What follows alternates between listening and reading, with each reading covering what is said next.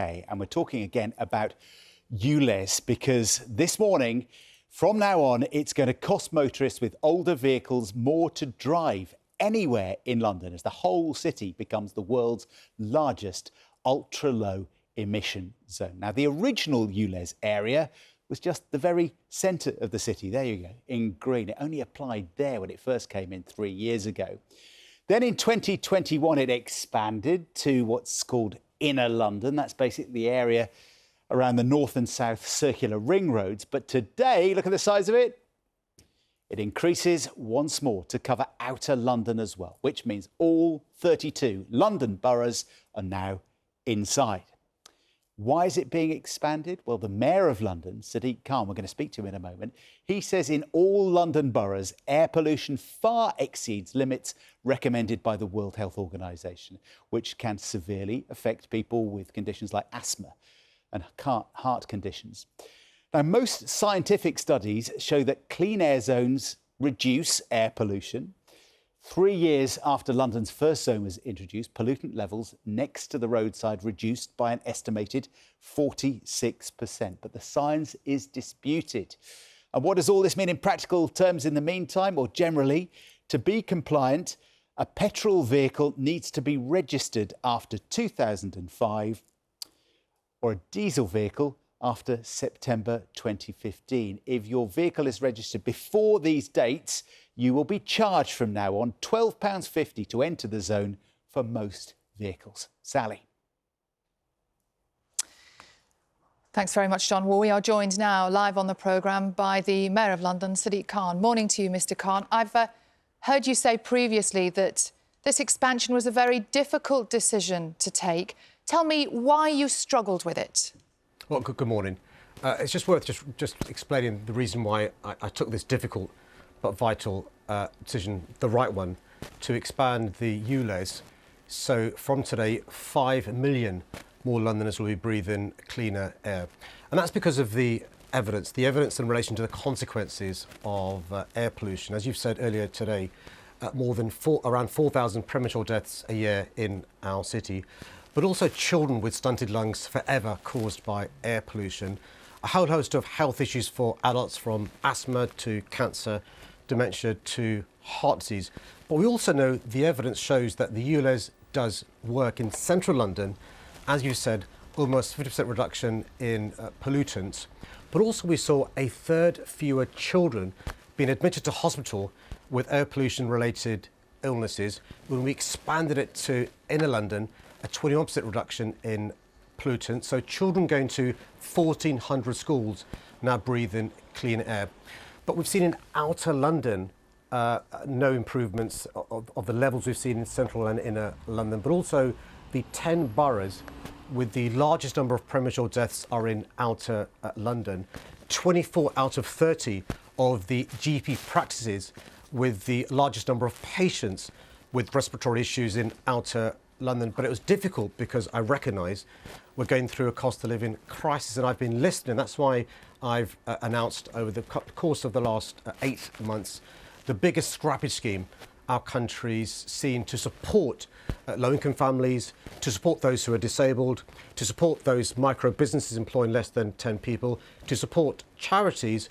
But over the course of the last year, expanding that scheme, so every child in London who's on benefit, their families receive support.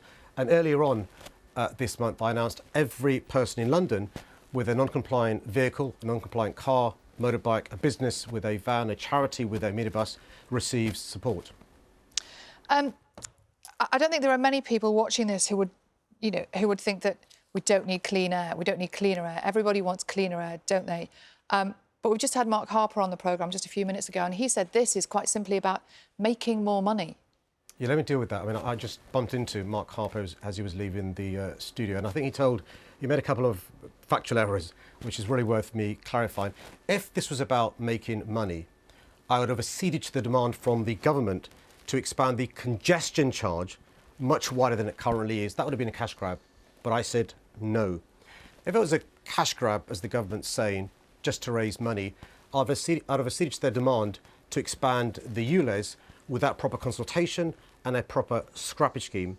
This is about helping our air be cleaner. And in a couple of years' time, TfL have predicted there will be no additional money made because of the number of non-compliant vehicles, but every penny net made is used to reinvest in public transport, improving buses in outer London, improving public transport in our city. And here's the irony of ironies.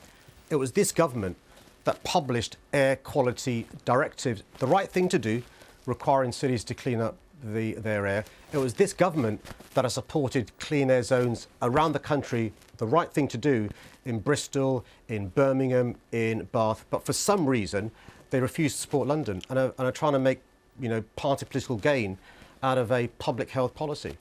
And are you confident? Can you back up the claims, the scientific claims that you've just said to us? I know you mentioned that number, didn't you? 4,000 extra early deaths per year. That number, I believe, is in fact from an Imperial College study that was funded by your own group, paid £800,000 to do that research. Are you confident those numbers are accurate? This same air quality team of experts was commissioned by the government, brackets, paid for by the government, to do a report. And this report for the government showed that around the country there are between 28,000 and 36,000 premature deaths, whether it's King's College, whether it's Imperial College, whether it's Queen Mary's University, whether it's the Chief Medical Officer, whether it's the World Health Organization. They all agree that air pollution is a public health crisis. We now have a really effective policy to reduce air pollution. It's shown to be effective in central London and inner London. But I think clean air is a right, not a privilege. What about outer London? Why shouldn't they breathe clean air? Why should they carry on dying prematurely in numbers that could be reversed? And the key thing is this. We need to make sure that we do other things as well. So that's why in London, we have more electric buses than any city in Western Europe. In London, we have more rapid charging points than any city in Western Europe. In London, more than a third of the country's charging points are in our greater city. We've planted almost 500,000 trees in London and are rewild in our city. So the clean air zone in London, the expansion of ULEZ, is an integral part of our policies to address air pollution, to address the climate emergency, but also to make sure we address the issue of social injustice. Those least likely to own a car suffer the worst consequences. I'm just going to move you on for a moment because I don't know if you saw, we've had a couple of people already talking on the programme this morning about the situation with their cars. As far as you are aware, how many cars, what percentage of cars are non-compliant at the moment? So in inner London, where the ULEZ currently exists, around 97% of vehicles seen driving on an average day are already compliant. Sorry, 97%? In inner London, yep, on an average day. In outer London, where the ULEZ is expanded to, on an average day, 90% of cars seen driving are compliant.